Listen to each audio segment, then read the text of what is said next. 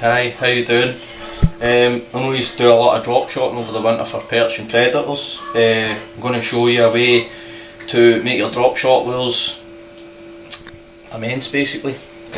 Done really well on this. Been modifying it, a couple of wee tweaks on the Savage gear drop shots that you get. You get the dye minnow ones here. And these are the drop shots, these are the 3.5 inch drop shot that you get in the drop shot kit. There's the 3 inch, the paddle tail bleaks, but you can do it with anything basically. The world's your oyster. I'll show you how you get started then. What you'll need is, this is a guitar string. It's a bass guitar string, and it's brass. It's quite bendy, but it's quite supple. To start off with, get a pair of pliers and cut yourself about 2 inches, something like that. And another little tool I had, I do a lot of fly tying and that as well. So you'd take your piece of brass and you'd whip your string onto it, like that. I don't know if you can see that. Whip it up onto it like that, take it to the end and set that down.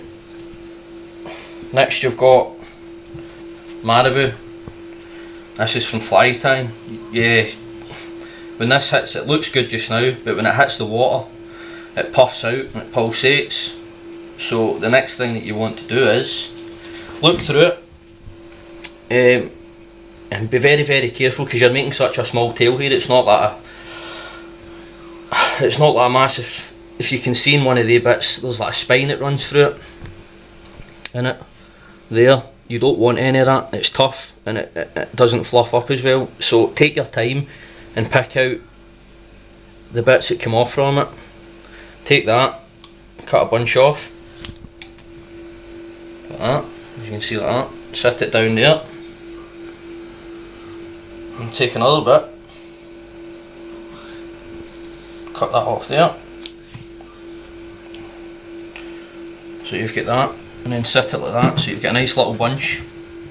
What I do is I grab the end of it, turn it, twist it in your fingers like that, really hard, and it kind of gels itself together. So you've got a tail like that.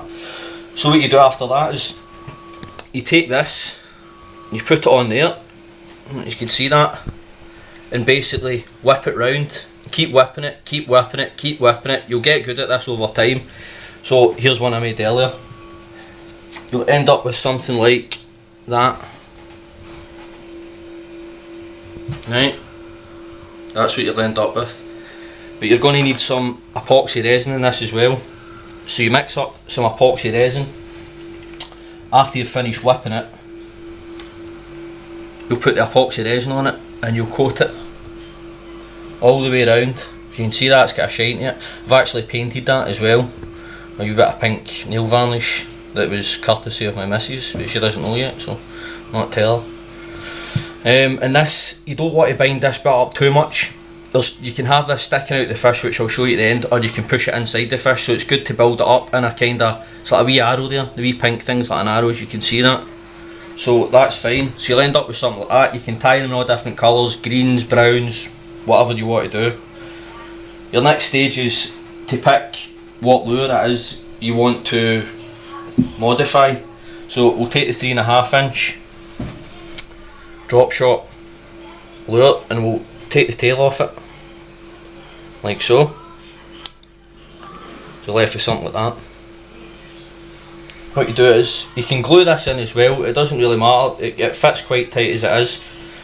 But always, when you cut the wire, always leave yourself enough to play with, more than enough. So I usually leave about an inch there, cut it off, right, and I guess you can guess what goes next. This inserts into the back. You can super glue this in, so you push this in like so, it goes in all the way through the lure. Take your time putting it in, do you get like that, and tease it in. Like I said, you can leave the bit at the back so you've got a bit of colour there.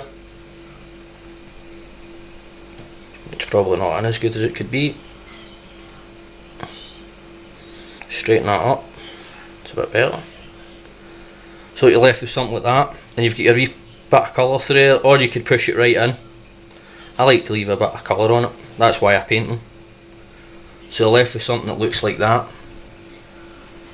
And when you're fishing it on the drop shot rig in the winter, as you all know, it's good to fish the lure very, very slowly.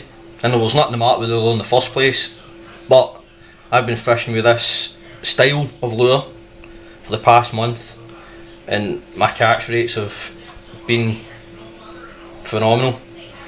The tail just comes to life in the water. I mean, you can do it with all different kinds of lures. I'll show you a quick one with the bleak.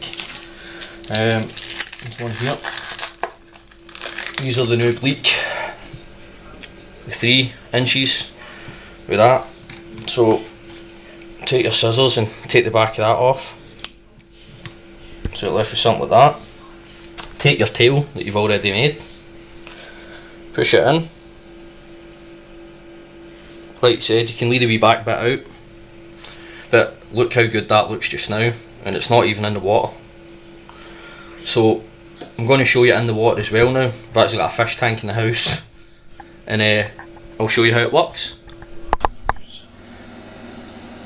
Right, I'm going to show you this in the tank. This is my lovely tank in the house, as you can all see. It's my marine tank. So I'm going to show you how this comes to life in the water.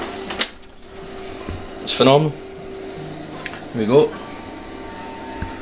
So you can see that there. Just try to hold it in a hook so that you can get the full hang of it.